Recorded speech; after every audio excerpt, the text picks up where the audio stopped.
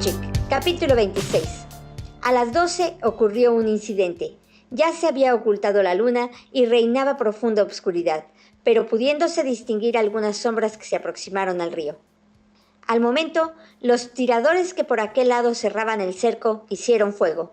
Las detonaciones tronaron multiplicadas por los ecos de las montañas, como si un carro gigantesco se despeñara entre las rocas con traqueteo colosal. Fue un desgranamiento de fuego en la sombra y el silencio. Inmediatamente, los auxiliares de Sonora acudieron velozmente. Se creía en una salida del enemigo, pero las sombras desaparecieron y en el lugar en que se les había visto se encontraron 2 tinajas llenas de agua. Al amanecer el día 28, volvieron las fuerzas destacadas a la casa Medrano, desde cuya espalda permanecía un puesto de tiradores en observación del cuartelito, cuya bandera tricolor seguía ondeando con el viento frío y ligero que soplaba del noreste. Esa mañana llegó otro convoy de provisiones de Guerrero, con una escolta del 5º Regimiento, la que traía también instrucciones del general Márquez. Naturalmente, llegaron barriles de Sotol, volvió a haber algazara y gran animación en la tropa y oficiales. Allí, dentro de las 4 paredes del patio de la casa que había sido de los hermanos Medrano, volvieron a oírse las canciones de los soldados. Canciones que, acompañadas con las notas solemnes de los acordeones, resultaban tristísimas, contrastando su melancolía con los rostros alegres y glotones y con aquel barullo y griterío, alzándose bajo un cielo azul inmaculado lleno de luz y de frescura. Volvieron las fogatas a levantar sus elevados penachos de humo. Ya no solo carne de cerdo guisaban las desarrapadas viejas, sino gallos, gallinas y guajolotes, cogidos en los corrales de las desiertas y humeantes casas. También habían hecho barbacoa, chile frito, patatas guisadas y tortillas de maíz. A esto, agregado el sotol en abundancia y billetes con que comprar, se comprenderá la alegría que desbordaba después de la penalidad de la noche en vela, al aire libre y ante un enemigo mudo, encerrado en una fortaleza. Solo allá, en un rincón del patio, en la puerta de la antigua troje, en la que un centinela se paseaba aburrido con el fusil al hombro, se oía incesantemente un triste y monótono murmullo de palabras, toses, quejidos y llanto de niños. Era el departamento de las mujeres prisioneras, como les decían los soldados.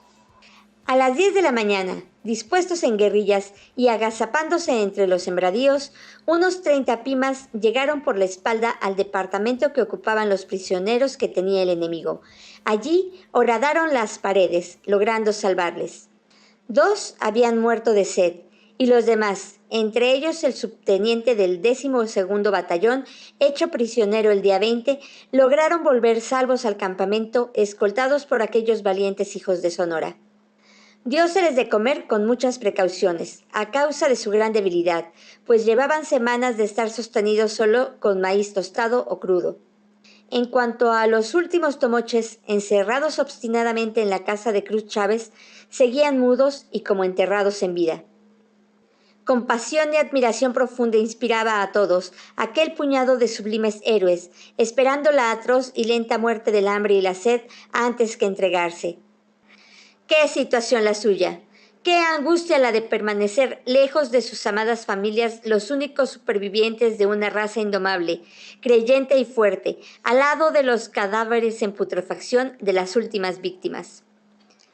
Bajo un pequeño portal de madera de la casa de Medrano, ante la puerta de su cuarto, el general, con una gorra de fieltro, chaquetón de dril y envuelto el cuello con una mascada gris, se paseaba intranquilo y pensativo, golpeando el suelo con una varita. A veces charlaba con el doctor Arellano y el teniente Méndez, cuyo cañón Hotchkiss, tras la pared obturada de la casa, estaba asestado contra la de Cruz Chávez. Era preciso apoderarse de ella, por hambre, o mejor dicho, esperar a que murieran para dar por terminada tan sangrienta campaña. Había dicho el general, en conversación con algunos oficiales, que en su larga vida de campaña jamás había visto cosa semejante y que solo los soldados de un regimiento de suavos que se hizo temible por su bravura temeraria durante la invasión francesa y los indios juchitecos del estado de Oaxaca eran comparables con aquellos hombres de los que ya no quedaban ni 20. Un sentimiento de compasión hizo que tratara de convencer por última vez a aquellos obcecados de que se rindieran. ¡Ay! Debía ser inútil, pues bien comprenderían que no se les perdonaría la vida y tenían que pagarla muy cara. ¡Que le hablen a Chabole!, gritó el general. Chabole era un viejo jefe de los indios de la Sierra de Sonora, temerario cazador de hombres y fieras, hombre que con un poco de pinole, una botella de bacanora, especie de aguardiente, una carabina y cartuchos, andaba 20 leguas diarias en plena sierra.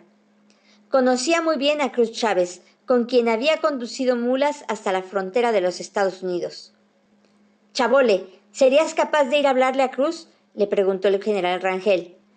Válgame Dios, ¿cómo no, mi jefe? Diole instrucciones y Chabole tomó una botella de sotol.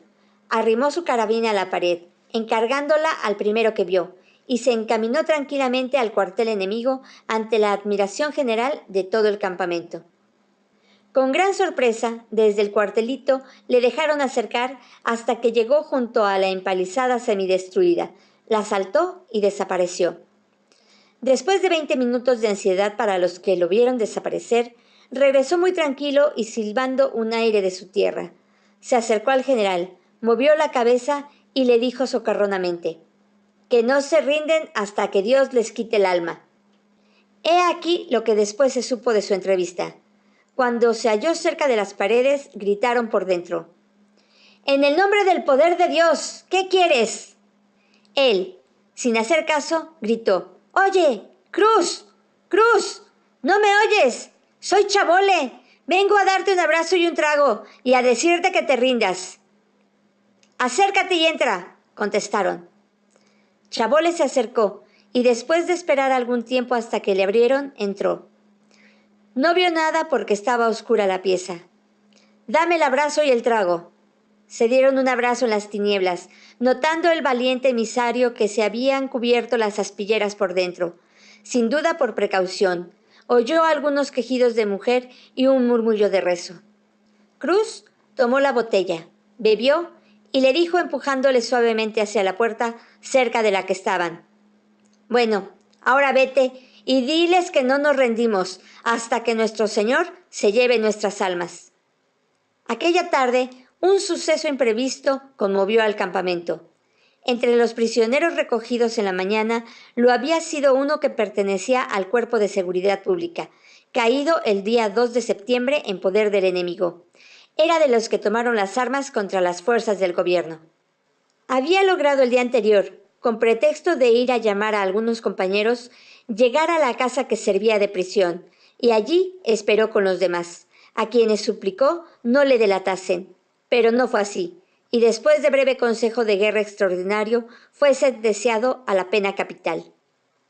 A las 4:30 de la tarde, ante las fuerzas en cuadro y después del toque de bando, fue fusilado.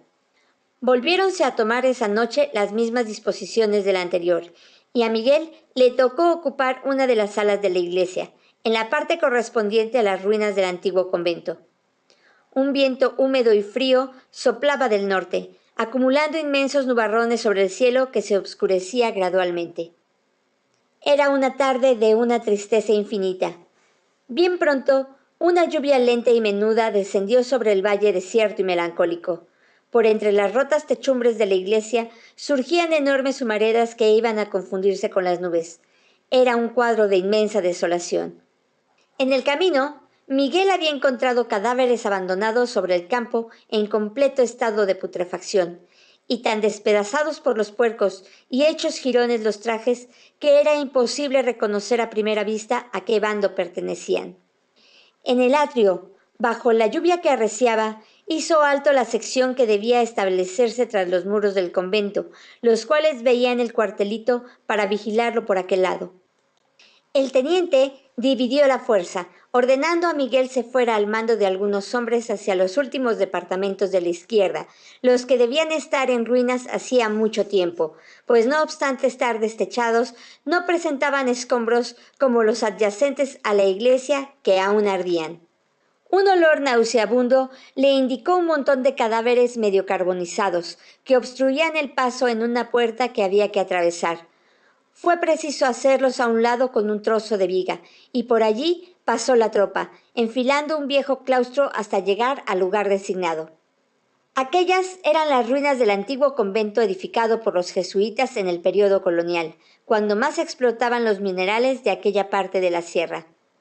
Qué tristes y sombrías aparecían aquellas ruinas a los ojos del nervioso oficial, bajo la lobreguez de un gris plomo, en un ambiente espeso y frío, en la neblina parda de la tarde lluviosa y expirante.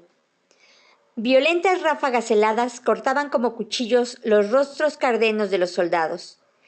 Iban envueltos en sus capotes azules, caladas las capuchas, avanzando como en una fatídica procesión de monjes, al lado del trágico desastre del incendio de la iglesia que continuaba ardiendo lentamente mientras llovía.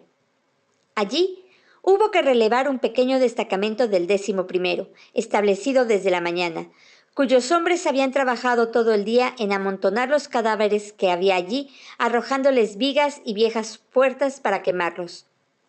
Habían abierto también claraboyas, tras las que se apostó la tropa. Al poco tiempo oscureció por completo. Miguel, abrumado de fatiga, entumido por el frío, chorreando agua, se sentó en una piedra, contemplando con extraño pavor el edificio oscuro. Las tinieblas eran densísimas, y solo allá a lo lejos se advertían fulgores rojizos y constelaciones de chispas. De cuando en cuando se oían ruidos lejanos, algún trozo de techo que se hundía, alguna pared que se desmoronaba. A las 8 sonaron las notas de los cornetas en el silencio de aquella noche oscura y lluviosa. ¡Atención! ¡Parte y diana!, repetidos 20 veces en los contornos del valle.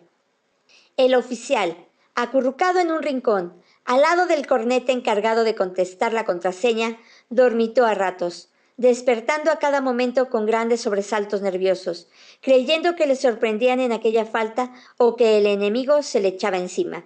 Pero no. La lluvia siguió calmándose hasta las 2 de la madrugada, ahora en que el frío se hizo insoportable, al grado de que algunos pobres diablos de soldados se quejaban dolorosamente, como si tuviesen los pies invadidos por la gangrena. El día de mañana continuaremos con el capítulo 27 de esta novela, Tomochic, de Heriberto Frías. See you soon, my friends!